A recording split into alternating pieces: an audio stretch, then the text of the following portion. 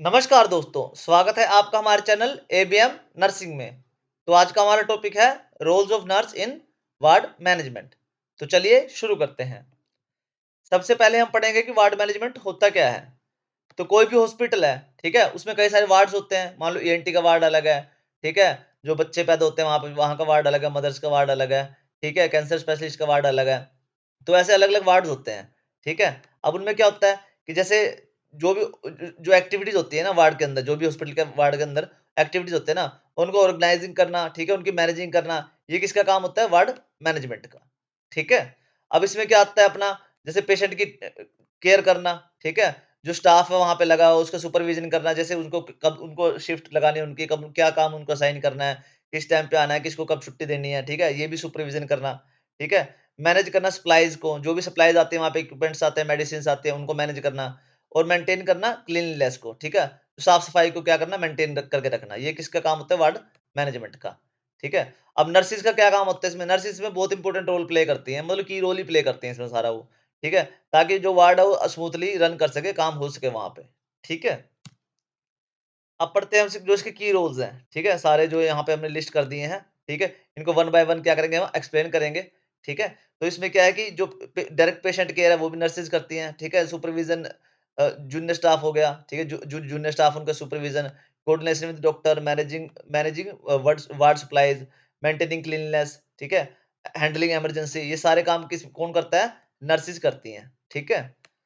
अब इनको one by one हम क्या करेंगे? एक्सप्लेन करेंगे।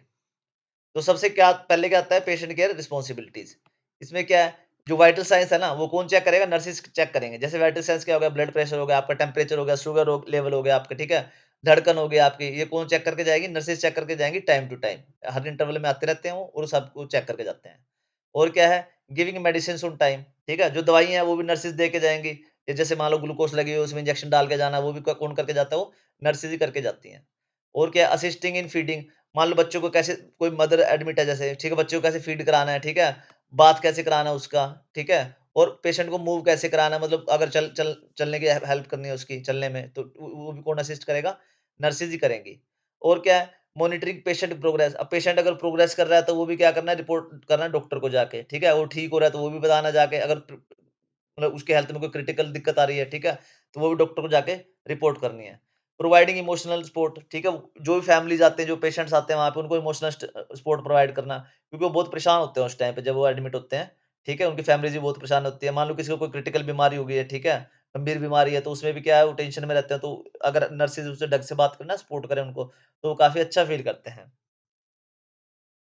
उसके बाद है स्टाफ सुपरविज़न, ठीक है? Assigning task to junior nurses और वार्ड बॉयज़, जो भी मतलब आज जैसे हर रोज़ का काम है ना उनका अलग-अलग डिसाइड होता है, क्योंकि कभी शिफ्ट किसी की लग जाती है, कभी किसी की लग जाती है, कभी इमरजेंसी में काम आ जाता है, ठीक है?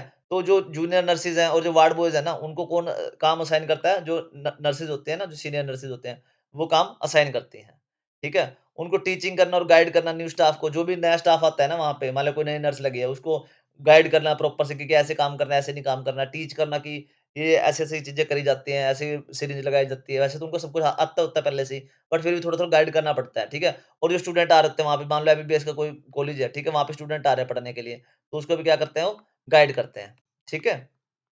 ऑब्जर्विंग स्टाफ परफॉर्मेंस, अब मान लो स्टाफ है, कोई अच्छा परफॉर्म कर रहा है, ठीक है? तो उसको रिकमेंड करना आगे, ठीक है? उसके मतलब बताना आगे डॉक्टर्स को कि अच्छा परफॉर्मेंस आ रही है इनकी। कोई सही परफॉर्म नहीं कर रहा तो उसको भी बताना कि आपकी परफॉर्मेंस सही नहीं आ रही है, ठीक है? कोई टाइम से नहीं आ रहा है, कुछ भी करना सारा कुछ को किस में आता है? स्टाफ की परफॉर्मेंस में आता है।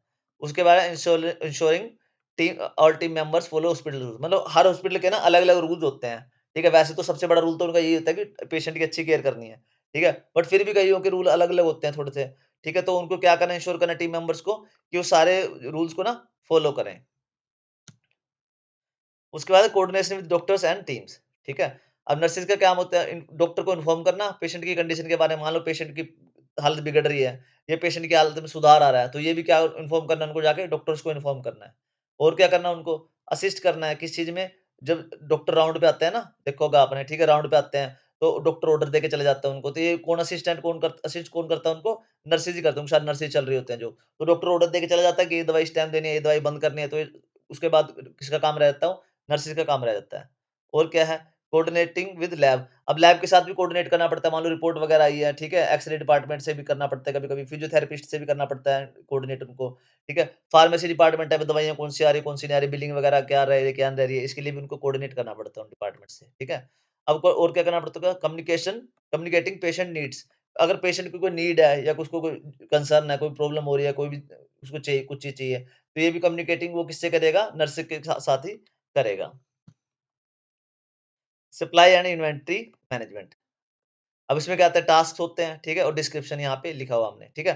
टास्क क्या हो गया, जैसे स्टॉक चेकिंग हो गया, मान लो क्या स्टॉक पड़ा हुआ है, ठीक है, किसी की कोई कमी तो नहीं हो रही, कोई इक्विपमेंट्स आ रहे हैं, दवाइयाँ आ रही है, वो सब है या नहीं है, ठीक है, उनके रेगुलरली क्या करना पड़ता है, चेक करना पड़ता है।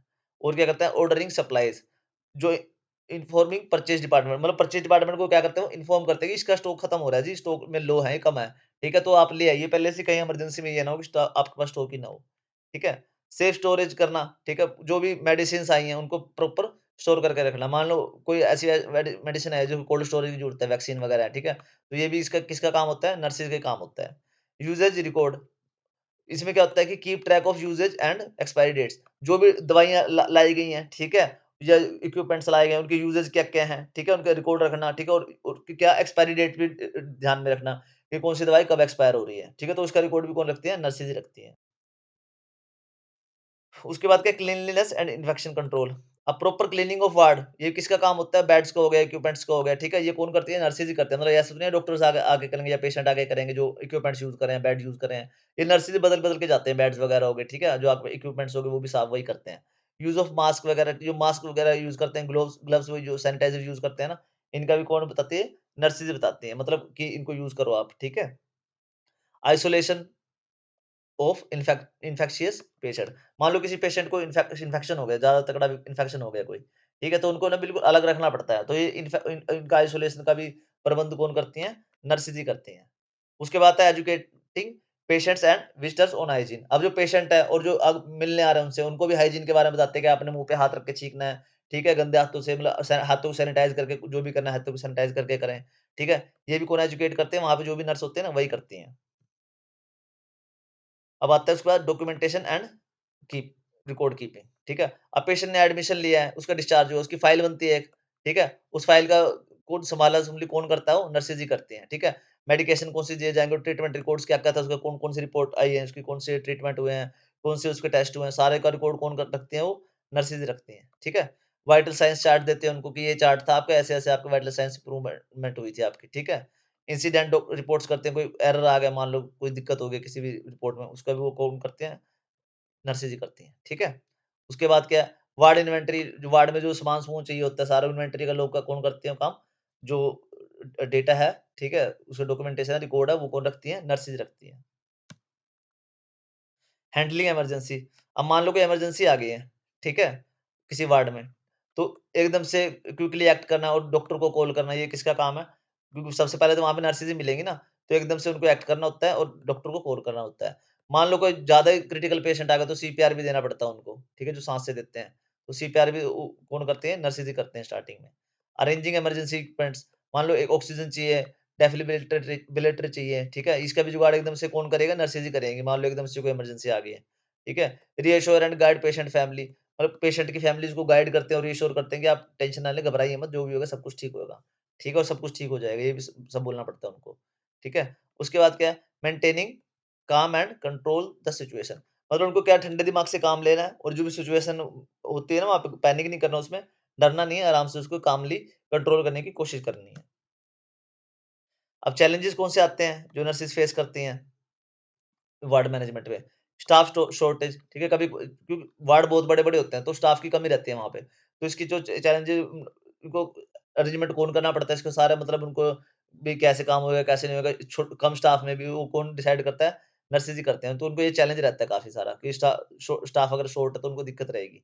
वर्क ओवरलोड, वही जैसे स्टाफ शॉर्ट है तो वर्क ओवरलोड बढ़ेगा, तो इसका भी कौन मैनेजमेंट कौन करती है? नर्सेज ही करते हैं। तो ये उनके लिए काफ़ी बड़ा चैलेंज रहता है कि वर्क ओवरलोड को कैसे मेंटेन करा जाए। कम्युनिकेशन गैप्स को भी वो चैलेंज रहता है। मान लो कोई नर्सेज़ की लैंग्वेज अलग है, ठीक है? कोई पेशेंट कुछ समझ नहीं पा रहा, तो ये कम्युनिकेशन गैप को भी फिल कौन करता है? फिर नर्सेज़ ही करती हैं, ठीक है? इमोशनल स्ट्रेस भी रहता है उनके वहाँ पे, ठीक है? जैसे कोई क्रिटिकल पेशेंट आ गया है, ठीक है? या कोई अब ज़्यादा बड़ी दिक्कत हो गई है किसी को भी, तो इमोशनल स्ट्रेस भी रहता है वहाँ पे, उनको भी देख के दुःख तो होते हैं, इंसान तो वो भी होते ही हैं, ठीक है? और मैनेजिंग पेशेंट फैमिलीज़, और पेशेंट की फैमिलीज़ भी ज़्यादा, मान लो कोई एक्सपायर ही हो गया, रो रहे हैं वगैरह, कर जो भी हो रहा है वहाँ पे, ठीक है? तो वो भी कौन करते हैं, ठीक है? वो भी नर्सेज़ ही उनको हैंडल करती हैं, तो ये भी बहुत उनको उनके लिए स्ट्रेसफुल रहता है और इमोशनली ब्रेकडाउन भी होता है उनका कभी-कभार तो। तो ओके बच्चों, thanks for watching, please like, share and subscribe ABM nursing. अगर आपको टॉपिक में कोई दिक्कत हो तो प्लीज़ यार कमेंट करके बताना, और हाँ, कोई और टॉपिक बताना तो वो भी आप कमेंट करके पूछ सकते हैं मेरे से। ये पीपीटी चाहिए हो किसी को तो ये भी आप मेरे से माँग सकते हैं भाई, ये थोड़ी पेड पीपीटी है बस, ठीक है?